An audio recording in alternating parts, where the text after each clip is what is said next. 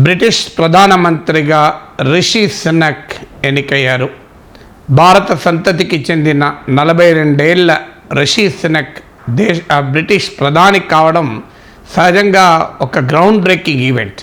200 సంవత్సరాల పాటు రవి అస్తమించని బ్రిటిష్ సామ్రాజ్యంగా చెప్పుకొని భారతదేశాన్ని వలస దేశంగా పాలించిన తెల్లోళ్ళ రాజ్యానికి భారత సంతతికి చెందిన వ్యక్తి, భారతీయుడు కాదు, భారత సంతతికి చెందిన వ్యక్తి ప్రధానమంత్రి కావడం డెఫినెట్గా ఒక ఎమోషనల్ మూమెంట్.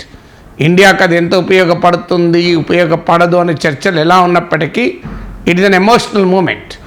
ఒక భారత సంతతికి చెందిన ఒక వ్యక్తి గూగుల్ CEO అయ్యారు, మైక్రోసాఫ్ట్ CEO అయ్యారు, ఇలా అంతర్జాతీయ కంపెనీలకు అధినేతలయ్యారు. ఇప్పుడు ఏకంగా బ్రిటన్కు ప్రధానమంత్రి అయ్యారు.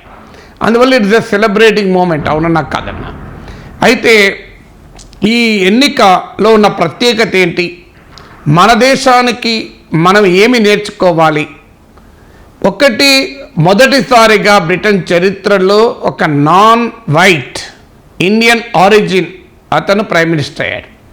అది కూడా youngest prime minister in the history of 200 years.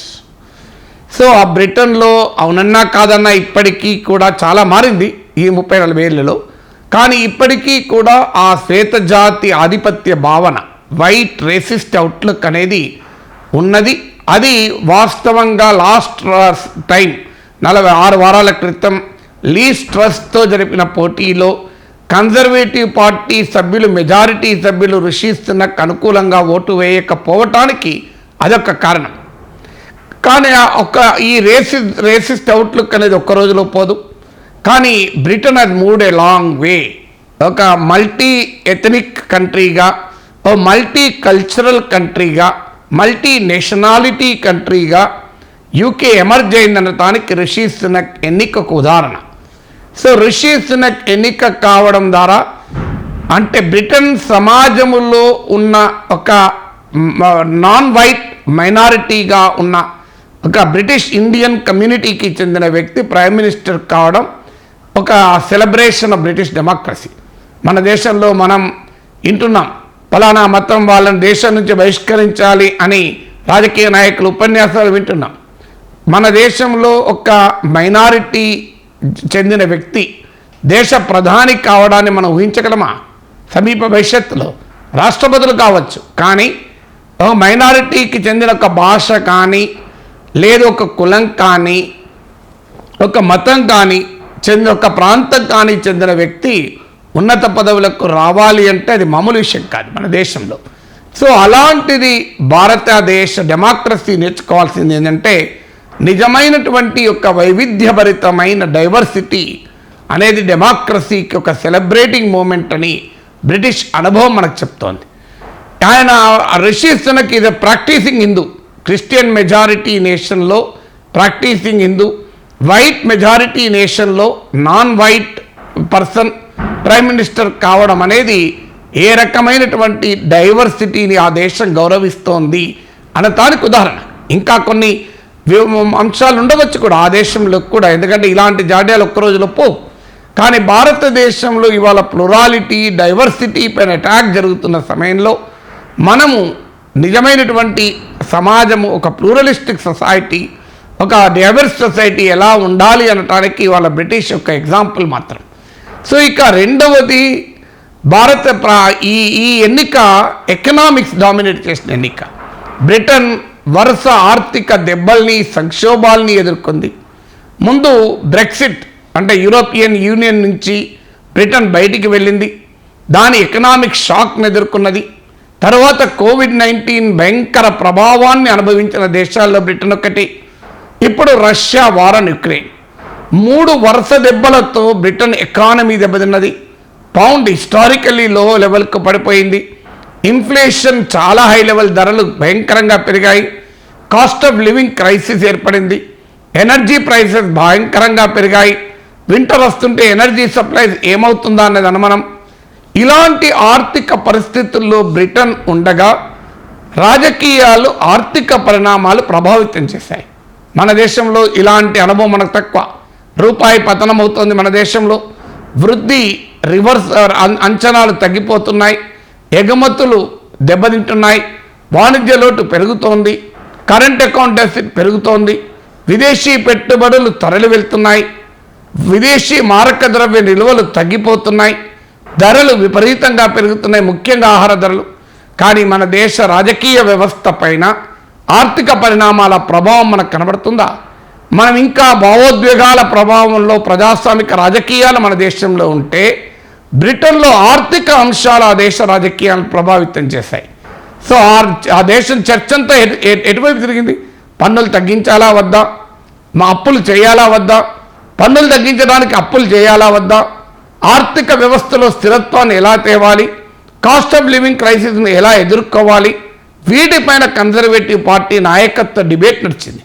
So అందుకే వారు బ్రిటన్ ప్రైమ్ మినిస్టర్గా ఒక ఎస్టాబ్లిష్డ్ ఎకానమిస్ట్, మీకు రిషి సునక్ ఈస్ట్ ఆఫ్రికాలో వాళ్ళ తల్లిదండ్రులు ఈస్ట్ ఆఫ్రికా నుంచి యూకేకి మైగ్రేట్ అయ్యారు. ఈస్ట్ ఆఫ్రికాకు ఇండియన్ ఆరిజిన్, ఇండియా నుంచి వెళ్ళారు. సో అక్కడ బ్రిటన్లో ఉన్నటువంటి చాలా ప్రివిలేజ్డ్ కాలేజ్, చాలా ఉన్నత వర్గాలు చదివే వించెస్టర్ కాలేజీలో చదివాడు. ఆక్స్ఫోర్డ్ విశ్వవిద్యాలయంలో ఫిలాసఫీ నుంచి మొదలుకొని ఎకనామిక్స్ చదివాడు. స్టాన్ఫోర్డ్ విశ్వవిద్యాలయం నుంచి ఎంబీఏ పట్టా తీసుకున్నాడు. సో ఆర్థిక నేపథ్యం, తర్వాత గోల్డ్మాన్ సాక్స్లో పనిచేశాడు, హెడ్జ్ ఫండ్స్లో పార్ట్నర్ అయ్యాడు. సో ఒక ఫైనాన్షియల్ బ్యాక్గ్రౌండ్, ఎకనామిక్స్ బ్యాక్గ్రౌండ్ ఉన్న రాజకీయ నాయకుడిని బ్రిటన్ అధికార పార్టీ చూస్ చేసుకుంది. అయితే ఆయన ఆర్థిక విధానాలు బ్రిటన్ గట్టెక్కిస్తాయా లేదా అనేది ఇప్పుడు మనం జ్యోతిష్యం చెప్పడం అనవసరం. చూద్దాం అనుభవంలో ఆయన విధానాలు ఎలా ఉంటాయి, ఆ విధానాలకు బ్రిటిష్ ఎకానమీ ఎలా రెస్పాండ్ అవుతుంది చూసినాక మాట్లాడదాం. కానీ ఎట్ ది అవుట్సెట్ మనం చెప్పదలుచుకున్నది ఏంటంటే, ఆర్థిక విధానాలు, ఆర్థిక సవాళ్ళు, ఆర్థిక సమస్యలు రాజకీయ నాయకత్వాన్ని నిర్ణయించడం అనేది ఒక అప్రిషియబుల్. ఎందుకంటే నిజ జీవిత సమస్యలు రాజకీయాలను ప్రభావితం చేయడం మన దేశంలో చూడడం లేదు. నిజ జీవిత సమస్యల్ని పక్కదారి పట్టించే భావోద్వేగాలు రాజకీయాల్ని ప్రభావితం చేస్తున్న నేపథ్యం మనం చూస్తున్నాం. ఇక్కడ బ్రిటన్లో నిజ జీవిత సవాళ్ళు, దేశం ఎదుర్కొనే ఆర్థిక సవాళ్ళు ఆ దేశ రాజకీయాలను ప్రభావితం చేశాయి. ఇక మూడవది, ఆ దేశం కూడా ప్రజాస్వామిక దేశమే మనలాగా. అక్కడ కూడా రాజకీయ వివాదాలుంటాయి, విభేదాలుంటాయి. అధికార కన్జర్వేటివ్ పార్టీలో అనేక ముఠాలు, గ్రూపులు. ఇప్పుడు రిషి సునక్ భారీ సవాల్, పార్టీని యునైట్ చేయాలి. పార్టీ పాపులారిటీ ఘోరంగా పతనమైంది. 2 ఏళ్లలో ఎన్నికలు ఉన్నాయి. ప్రతిపక్ష లేబర్ పార్టీ ఇప్పుడే ఎన్నికలు పెట్టాలని డిమాండ్ చేస్తోంది. ఎందుకంటే ఇప్పుడు ఎన్నికలు పెడితే కన్జర్వేటివ్ పార్టీ ఓడిపోతుందని. సో రిషి సునక్ సంపద పైన విమర్శలు వచ్చాయి. ఎందుకంటే సండే టైమ్స్ అంచనా ప్రకారం రిషి సునక్ బ్రిటన్ అత్యంత సంపన్నుల్లో 222 ర్యాంక్, 222వ ర్యాంక్లో ఉన్నాడు. సో ఆయన సంపద చర్చనీయాంశమైంది. సో ఆయన సంపద పైన డిబేట్ నడిచింది. ఈయనకు శ్రామిక వర్గ కష్టాలు తెలియదు, వర్కింగ్ క్లాస్ ప్రాబ్లమ్స్ తెలియదు అని. ఆయన సతీమణి అక్షతా మూర్తి, నారాయణమూర్తి కూతురు, ఆమెకున్నటువంటి ఇన్ఫోసిస్ షేర్ల పైన, సంపద పైన తీవ్రమైన వివాదం చెలరేగింది. ఇలా అనేక అంశాలు, ఆమె పౌరసత్వం పైన చర్చ జరిగింది. ఆమె పన్నుల ఎగవేత కొరకు బ్రిటన్ పౌరసత్వం వదులుకుంటోందని చెప్పి విమర్శలు వచ్చాయి. ఇవన్నిటినీ తట్టుకుని రిషి సునక్ సమర్థవంతంగా కన్జర్వేటివ్ పార్టీ నాయకత్వానికి ఎదగలిగాడు.